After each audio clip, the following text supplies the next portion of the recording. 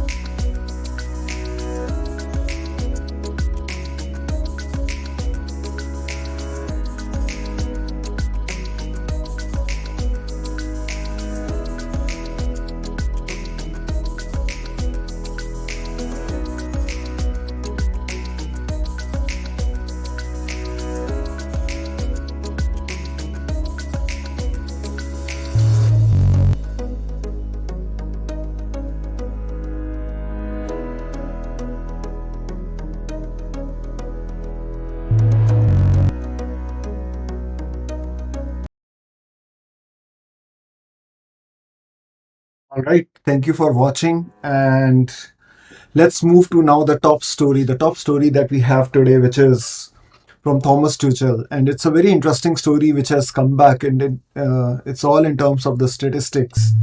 So, what it talks about really is the fact that Thomas Tuchel is following up in the steps of Jose Mourinho, and how's that so? So it's a very interesting story which came out that the people need to go back to 2004 2005 season, and its exact replica which happened on in that particular season. And what is that theory? That theory is that week in which the very week in which City won 1-0 against Chelsea, and Chelsea lost, that was Mourinho's Chelsea. Arsenal had won by exactly the same scoreline against one of the teams, as well as Birmingham City. Yes, it was Birmingham City, which also had won against Manchester United. So it was kind of like a exactly the kind of week that has happened this time. And of course, there were goalkeeper stories, there were, the defender stories and the midfielder stories, where in the attacking midfielder, you can think about Frank Lampard and Mason Mount. In the struggles, you can think of Mateja Kezman in 2004 2005 and Timo Werner in current season, as well as in the center half, like I said, Ricardo Carvalho and Carvalho and Thiago Silva. So pretty much similar kind of storylines which are happening between this season and current. So Tuchel says, well, there is no problem in losing to Manchester City because it's gonna be a title winning season for us. So this was a pretty interesting update that came up, and we thought that we will bring it to your attention as well. So what else do we have? Yes, our section about what the fans say. What do the fans talk about? So let's go over that. And these are pretty interesting updates. So let's see what they say. Well, James Handicott, which is his Twitter handle as well, he says that it was fairly shocking that a red card wasn't given to Harry Maguire. That's the game for Aston Villa against Manchester United. And in fact, how come Mike Dean ignored it? There's no answer for that. Then we have Mark Hollings who says, this is evidence of what I've been saying. We look lethargic. He's talking about Leeds United. Leeds United doesn't just seem to have that kind of charisma that they carried in the first season. What's wrong with them? And this is a beautiful analysis which he has given, that Leeds United have actually run 20 kilometers less in their opening 5 matches. And this is just the start of season versus last season. And this could be something which could be dooms for them, because this team, Marcelo Bielsa's team, is known for running fast. So, and of course, the third one is from a Leicester City fan who is very unhappy with the fact that there were boos in the stadium when Leicester City drew with Burnley. And people were saying, how could this have happened? Because this is a club which always supports its not just the owners but also the players at all, good or bad. And of course, these were FA Cup winners. And the next one you have is from Anfield. And this is pretty interesting because somebody has come up with, and we would like to invite this person, which, well, it's a general tweet which is from Bleach Sport, which says that he has actually told exactly the origins of This is Anfield, how it came up. It's the signboard which is there on Anfield Stadium.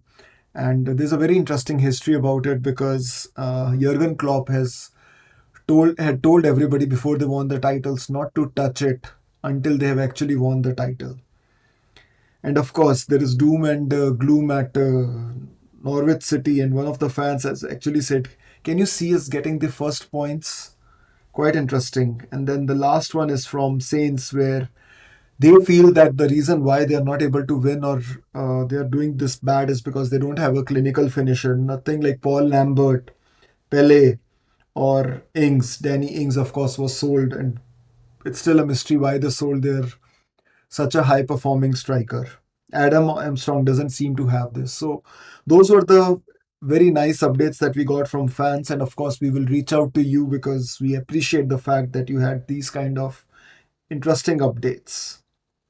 So this week's real questions really bring us, and this is what we want to ask you. Are Southampton really lacking a clinical finisher? Norwich City, are they doomed? Refereeing standards, we are still talking about. I mean, God knows it's been one full season, and we are still talking about debating the refereeing standards and the decisions. And Manchester United, Gary Neville was surprisingly very vocal this time by saying that they are the odd bunch amongst the top four. Are we discounting them too early? Because remember, last season, Manchester City were in a similar kind of position, not completely down. In fact, they were even worse than this, but the points were pretty much close enough. Yet they came back with a streak of victories and 18, I think it was, and became right at the top. And Graham Potter, is he gonna be the next David Moyes or Pochettino? We ask for your opinion and your opinion on this. So before we leave, a quick recap. Yes, these are the clubs that we covered today: Arsenal, Aston Villa, Brighton, as well as Burnley. These are the clubs we covered today in the daily news, and of course, we cover some of the stories as well. And tomorrow, we will cover more clubs, including Chelsea. And of course, the international break, the next international break is coming up, and our agenda for discussion is obviously all right there, which we will continue to discuss. Have we got the answers, or there are still answers remaining? We'll ask our panel on this. So, if you have any other questions that you think we should be talking about in the international break, do let us know. Because we also have to think who exactly are still going to be the teams that remain in these brackets. So thank you. How did you like our podcast? 15 minutes. Yep, we are right dot at 15 minutes. Let us know. And we will talk to you tomorrow. Thank you.